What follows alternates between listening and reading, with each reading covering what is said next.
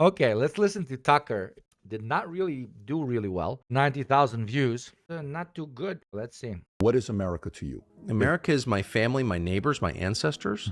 America is the grandchildren I don't yet have. America is also a physical place. It's the water, it's the trees especially, it's the mountains, it's the coasts, it's the physical beauty of the country. It's a physical place to me. It is absolutely not an idea. Yeah, this guy's never winning a fucking election. Compare this to Trump. Trump is like, America is literally the best. We got the biggest cocks. We got the biggest cars. Our industries are number one. Our soldiers are number one. We are literally Rome. We are literally Jerusalem. We are the best. You are the best. Nobody's like us. In the history of humanity, nobody's like us. Look at how good we are. You are amazing. I'm amazing. It's the best. This guy dropping fucking poetry in this bitch. Yeah. This guy can like lead the ADF or something. But he's going to still be very dangerous as a general political influencer that drives the direction that the Republican Party goes in. But still, wow. Compare the two speeches. Let's continue. It's the coasts. It's the physical beauty of the country. It's a physical place to me. It is absolutely not an idea. I don't even know what that means. It's a physical reality to me. America has a smell. America has a vibe. And America is Americans. And so it's the people who live here. By the way, if America is filled with people who aren't American, it's no longer America. And that's what's happening, of course. It was not the country I grew up in. Therefore, it's not, I mean, what's my attachment to the country? A place is the people who occupy the place, and it's the physical surroundings. We're in a room, we're in a barn right now. And it's, you know, the wood beams holding up the hayloft, but it's also you and your wife. One of my, you know what I mean? So it's real things that you can touch and smell and taste. Materialist Tucker. Materialist Tucker has dropped. The only time I've ever felt I love this country was when I drove across the entire country. Everything else is right-wing bullshit. It's not, there's nothing. No, like everything he's saying is normal, but that exists in every nation, in every people, in every country. The problem with his rhetoric is not saying that American way of life, American neighborliness, every nation, every believer in this metaphysical bullshit, which is countries, says similar shit. What's fucking demonic is him using your love of neighbor, your love of your family, your love of rivers and lakes, your love of the deserts and the beaches and the coast and the way it smells, not as a factor of unification. That's why it's bad. There's nothing abstract about it. Just like there's nothing abstract about my wife. Like, I like the way she I like her tits. Nothing abstract about that goddamn hoe. I like those tits. smells, right? So she's not an idea. Is your wife an idea? No. She's a physical presence. Right. So that's what America is to me, yes. So, and how worried? Yes, but that's actually bullshit.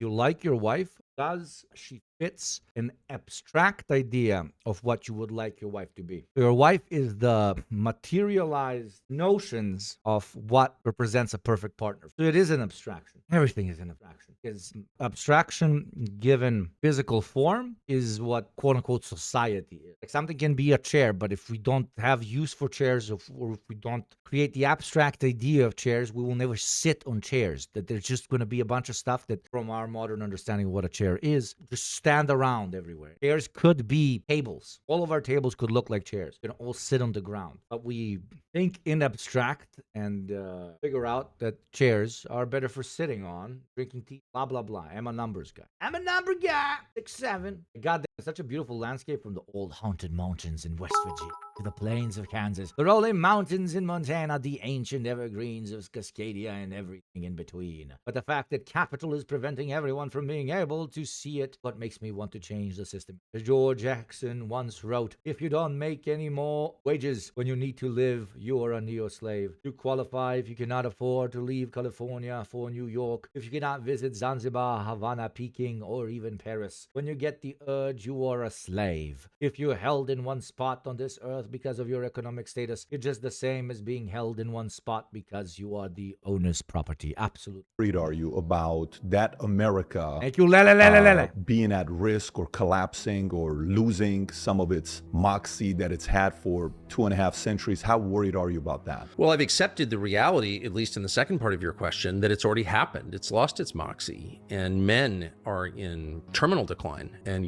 I see it all around me, particularly young men. They're defeated. They're defeated by a system that set out to defeat them and succeeded. And there are a lot of reasons for that, but a lot of ways that they were What's the name of that system, you dumb fuck? What's the name of the system? defeated, but they have been. Not all, but the broad What's the name of that system? middle has been defeated. And so I'm incredibly sad about that. But I think about America the way that I think about, a ship that's leaking. It's like, one thing I know is I'm staying on it. I'll ride it to the bottom or not, but I'm here. So at what capacity are you willing to contribute for it not to leak? Is it at any capacity, or is it limited capacity that you're willing to personally Well, I don't contribute? have any options. And by the way, if I were in charge, if I were some sort of benign monarch, hopefully benign, no dual passports in my country. Sorry. I mean, because that really is the measure of commitment.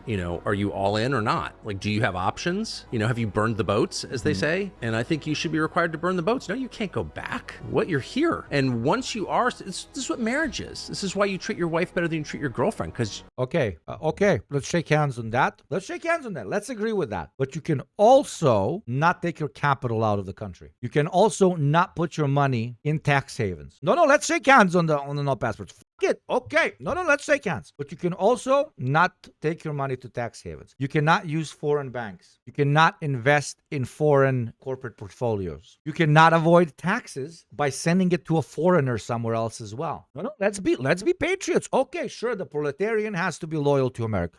Okay, fuck it. Fuck it. Okay, let me take one on the chin. Fuck it. But how about the capitalists are also patriotic? How about we do that too? How about if you can't have 2 passports, you also cannot have, let's say, over 20 houses. We don't even have to say 2 houses. Let's say 20 houses. Let me get suck-demmed up in here for a second. Say 20 houses. I think that's pretty unpatriotic. 20 houses? You're keeping 20 houses away from people. 19, you can have 19. We will look down on you, but you can have 19. How's that? How about my neighborhood school is supposed to be the same quality as 3 neighborhoods down? Because we are all Americans. Why is that school supposed to be better? Because the people that live around it are quote unquote wealthier. Are they first degree, second degree Americans? No. Let's do it that way. How about if we don't want immigrants coming into our country, we also don't destabilize foreign places? How about we don't bring capital in from other countries since we don't want their populations to be displaced? How about we actually rebuild their domestic industry and become semi-self-sufficient? I love how it always stops on migrant. They hate human flight, but they don't hate capital flight, huh? Isn't that funny? How money coming and going through the borders of America is perfectly fine. Human beings doing so is not. And I agree with Tucker. I wish to minimize the number of people that go to the United States. I wish to minimize migration. That is impossible. That is one of the key aspects of human civilization, always has been and always will be. But I want as less people to go to the States as possible because I don't want them to get America. So many more beautiful places to move. If I was to move to America and become a 1 passport patriot, I would hope that the same rules apply to the super wealthy. you're married to her and it's very hard to get out of, and you got children together. And so in a normal marriage, the person's like, well, one thing I know I'm not doing is divorcing. So I'm going to actually suck it up and try. And that works. Sucking it up and trying works. Right. I feel the same way about my country. I'm not going anywhere. I don't have another passport. I wouldn't get another passport. How many people do I know with dual passports? Like 1 million? And they tend to be the richest people and the people who've gotten the most from the country, who've really benefited from our systems, which they've Boom, he loses like half of the Republican electorate. They're like, man, no, I thought we were talking about the filthy goddamn beggars outside of my 911, 677 11.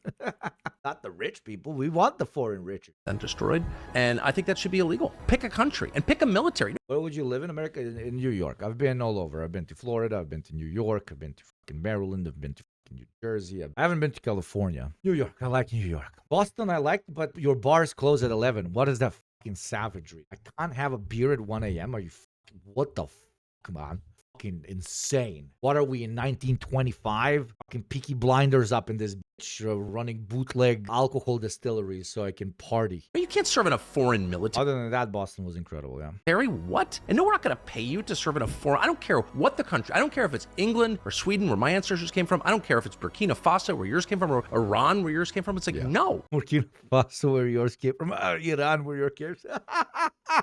You should be all in. I just, the whole idea of it, it's like an Airbnb. They're using, the country's like a fucking Airbnb to them. And it's not an Airbnb, it's my house. That's how I feel. I don't care what happens to America, I will be here. It totally changes your attitude. You're like, I don't even care. It's my country. And they've been here for so long and fought in all of these wars. My ancestors, and I'm sure yours, would be totally shocked by some of the conversations. Foreign flags in the Congress? Are you joking? Get out. And so, no, once you decide you're all in on your country, it really changes the way you approach everything. And by the way, it should be the baseline requirement. You shouldn't be allowed to serve in government if you're not a U.S. citizen or you're a dual citizen. Are you joking? Of course not. And I would love to know what the justification This was so fucking awkward because half of this room was filled by fucking APAC people. is. And of course, there isn't one, which is why they're allowed to just write you off as some sort of like freak, some internet freak, hater, Nazi, whatever. No, I'm not. Just an American who loves my country, and I think it's fair to demand that the people running my country love it every bit as much as I do. What changed my life was watching Who's not a citizen in Congress. No, he's hitting on the people that have Israeli citizenship as well. how American politics had changed from an argument about how best to serve the population. You had two sides, having this debate. Well, I think we should raise taxes. No, I think we should lower them. But the goal was at least purportedly the same on both sides. Like, how do we do the best job we can for the people we represent, that we lead, for our people? And that was always the conversation. You had these kind of amazing, interesting arguments, and I literally did it for a living. I was on a show called Crossfire. It was right and left, and we would debate what was best for the country. And the debates were dumb and whatever. It was cable news, so of course it was at a pretty low level, but I never one time questioned the goal was like, what's good for America? And then about 10 years ago, the nature of the debate changed. All of a sudden you had these issues that like immigration was one, the trans thing, the gay thing was another. And I was like, how in the world could that possibly be good for anybody? It's not good for the people you say you're for. It's not good for everyone else. Like, I see only destruction. The point was never to make anyone's life better. It was to destroy the country and the people who live in it. It was purely destructive. I really brooded on this because I had to write the script every night. So I was like constantly. Oh my God, people had to start talking about queer people and the world fucking ended. And immigrants, the same way they've always migrated to the States, continue to migrate into the States. You just started noticing it, and your brain literally melted. Do-doom, doom, do-doom, doom. I mean, this is classic Tucker. There's nothing new here.